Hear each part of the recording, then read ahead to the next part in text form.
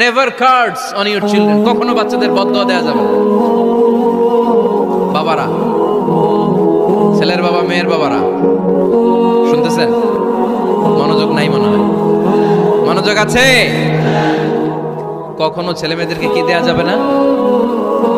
যত দুষ্ট হোক, যত বদের হাড্ডি হোক, বদদোয়া দেওয়া যাবে। ওই সময় দোয়া করে ফেলবেন। বেশি রাগ আসলে কি করবেন? একটা দোয়া আপনি সেট করে নেবেন যে বেশি রাগ চলে আসলে আমি এই দোয়াটা করে দিব।